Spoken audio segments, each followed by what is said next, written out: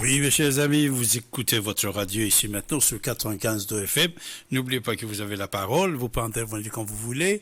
Alors, une chose qui est très intéressante suite à votre demande, puisque vous êtes très très nombreux de me demander d'en parler encore une fois, pourquoi pas, on va parler sur les systèmes de gouvernement de George Soros. Il a 96 ans. C'est-à-dire 90 ans plus tôt, ou 95 ans. Il y en a deux versions. La dernière femme qu'il a épousée, c'est un Chinois. Il a sa maison en Chine, il habite là-bas. Derrière beaucoup de choses que vous voyez dans le monde, c'est George Soros. Plusieurs présidents, plusieurs pouvoirs, plusieurs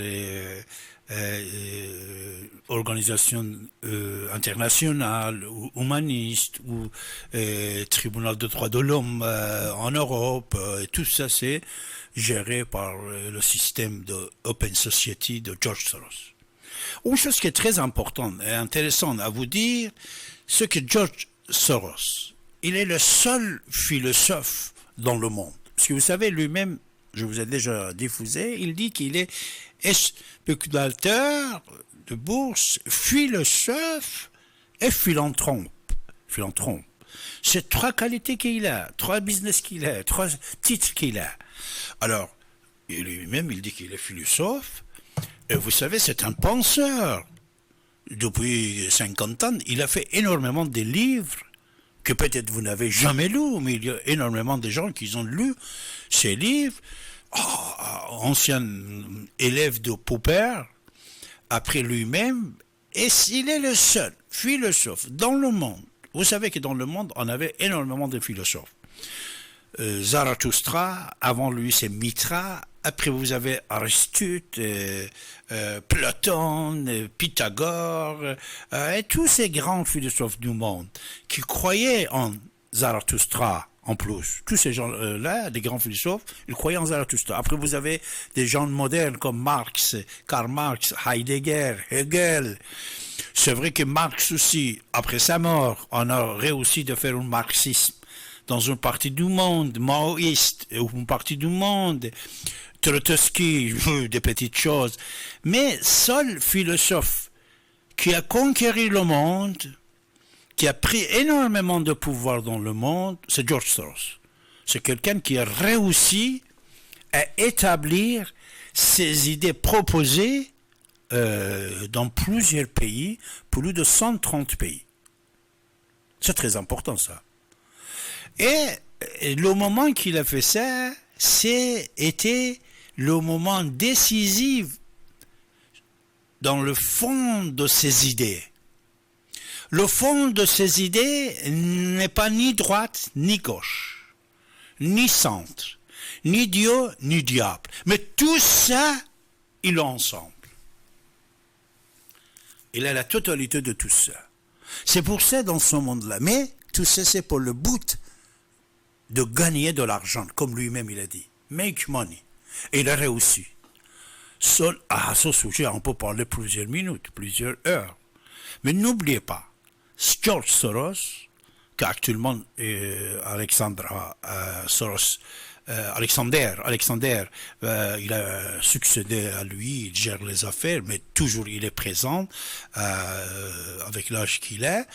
Il est le seul philosophe de gagner ses idées, installer ses idées dans le monde et créer le nouveau monde.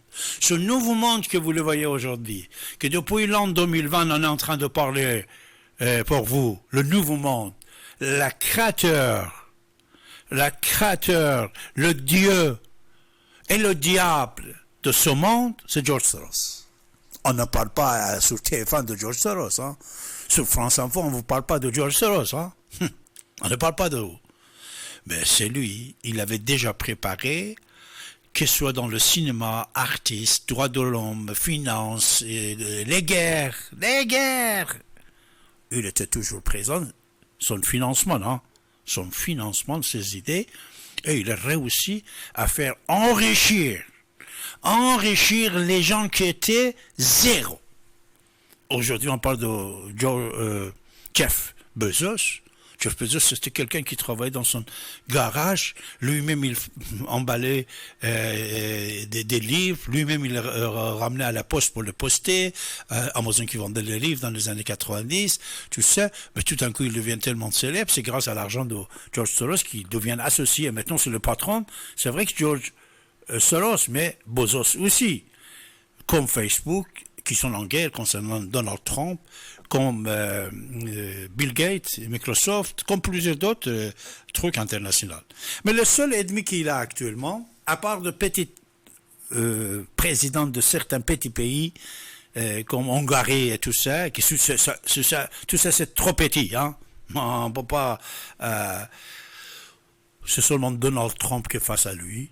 Et Donald Trump, pourquoi? Puisque lui, il est devenu président sans toucher l'aide d'autres personnes, d'autres maisons de financement, d'autres pays, comme Obama, que Obama était financé par Soros. Bill Clinton était financé par Soros. Benny Gantz, l'adversaire de Benjamin Netanyahu, est financé par George Soros.